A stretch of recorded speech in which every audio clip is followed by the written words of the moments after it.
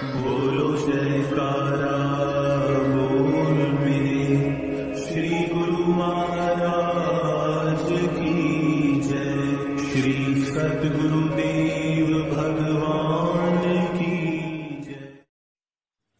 गुरुमुखो, ज्ञानवानों ने मन के संबंध में कहा है कि मन मंत्री है और आत्मा राजा है, और 5 भौतिक शरीर एक प्रकार का साम्राज्य है। यदि राज्य का मंत्री विद्वान, बुद्धिमान, विवेकशील तथा नीतिज्ञ हो, तो साथ ही इसके वह राजा का आज्ञाकारी भी हो, तब तो राज्य सुव्यवस्थित तथा समुद्र रहता है। वह राजा का आज्ञाकारी भी हो, तब तो राज्य सुव्यवस्थित तथा समृद्ध रहता है।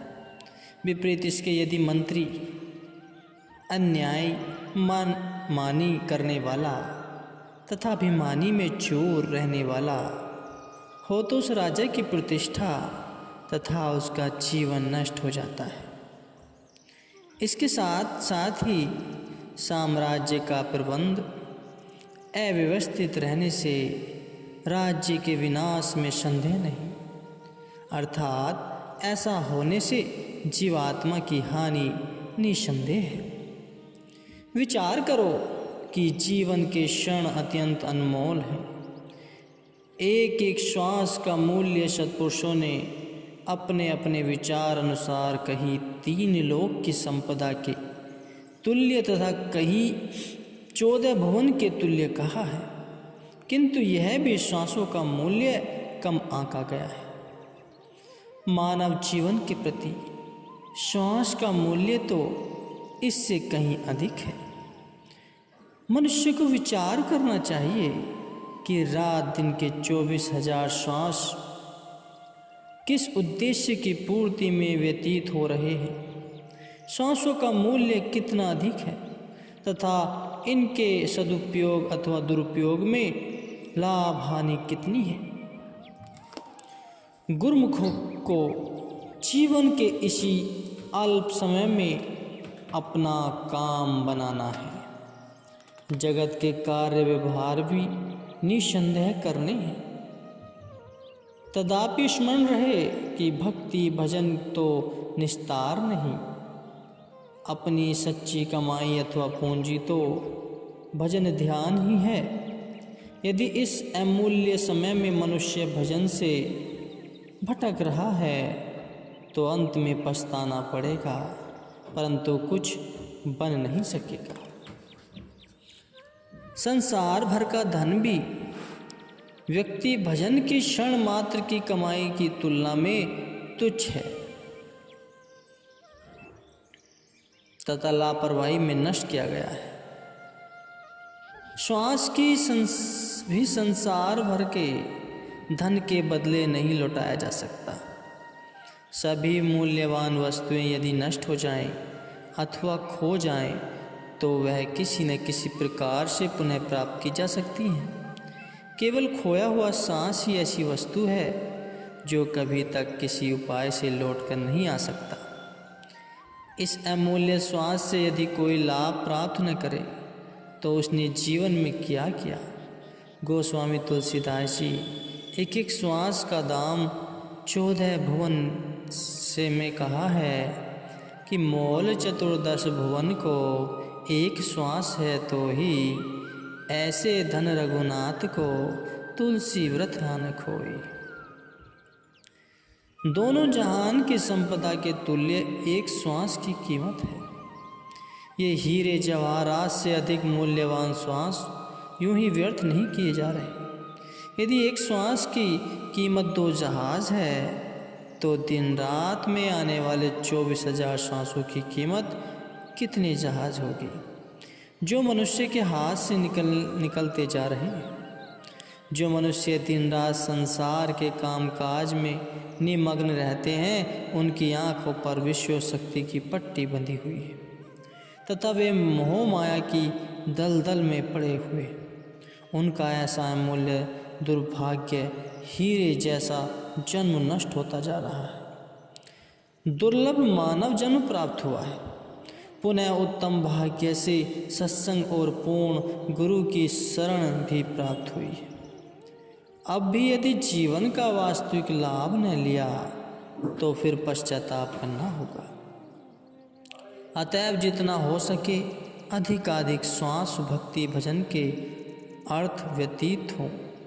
वे निजी लाभ अथवा पूंजी हैं। भक्ति की कमाई जितनी अधिक बन पड़े उतना ही अच्छा है, जिससे कि अंत समय हाथ मलना और पछताना न पड़े। प्राकृतिक नियमानुसार जिसका चिंतन सुमिरन जिसके चित्त में होगा उसी अनुरूप ही प्रभाव भी पड़ेगा तथा उनकी भावनाओं को दृढ़ता मिलेगी। सांसारी और गुरुमुख में यही तो अंतर है कि संसार को दृश्यमान जगत के पदार्थों, माया की समृद्धियों, सामग्रियों तथा भोगों के साथ चित्त को छोड़ता है। ये पदार्थ और भोग उसे निस्संदेह प्राप्त होंगे, क्योंकि विधि का विधान यही है कि जो चाहोगे सो मिलेगा, किंतु उसके साथ ही उस पदार्थ का जो प्रभाव होगा वह भी अवश्य प्रकट होगा। माया के पदार्थों का प्रभाव दुख, चिंता, अशांति एवं काल के आतंक को उत्पन्न करने वाला है। इसी कारण संसारी जीव काल से भयभीत रहते हैं। गुरुमुखों की वृत्ति अशक्त एवं नाशवान पदार्थों से उपराम होकर, ऊपर होकर अंतर्मुखी नाम के सुमिरन में लगी रहती है। इस प्रकार वे काल और माया की परिधि से बाहर हो गए और उनका संबंध सतगुरु के साथ जुड़ गया। यह वह स्थान है जहाँ काल और माया की पहुँच हो ही नहीं सकती। जो गुरुमुख अपने मालिक का सुमिरन करता है वह किसी से क्यों डरेगा। मनमुख जीव ही काल के भय से आतंकित होकर परेशान रहते हैं। गुरुमुख के शीश पर जो गुरु शरीदेव छत्र छाया है, जो माता पिता के समान उसकी सुरक्षा करने वाला है, श्री सद्गुरुदेव जी का दर्शन सब मनोरथों को पूर्ण करने वाला तथा उनकी सेवा मन को निर्मल करने वाली है। गुरुमुख की पूंजी केवल मालिक का सच्चा नाम है, जो सत्पुरुषों की संगति में प्राप्त होता है।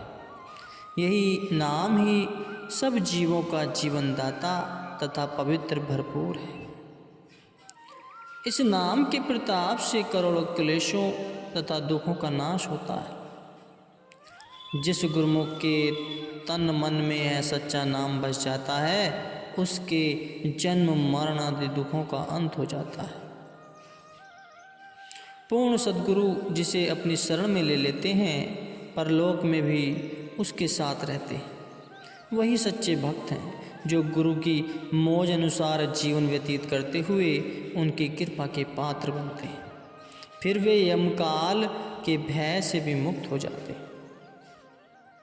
सच्चे मालिक का सच्चा दरबार है, उनकी महिमा उपमा कौन कर सकता है। वह मालिक का नाम सबके घट में रमा हुआ है तथा सबका आधार है। जो गुरुमुख इस आधार को प्राप्त कर लेते हैं वे सदा निर्भीक रहते हैं तथा सत्पुरुष संत सतगुरु की चरण धूलि ही सबसे उत्तम है। तो इसलिए गुरुमुखों, जो गुरु का नाम दिया हुआ है उस पर अमल करो, उस पर ध्यान दो, उसे अपने मन में धारण करो, उसे पहचानो। नाम में बहुत शक्ति है जो परमात्मा तक का रास्ता दिखाती है। अतः गुरुमुखों, बनकर अपने इष्ट देव सद्गुरु में दृढ़ विश्वास तथा सच्ची श्रद्धा भावना को अपने चित्त में स्थान देगा तो काल माया के भय से मुक्त होकर शाश्वत आनंद को प्राप्त कर लेगा।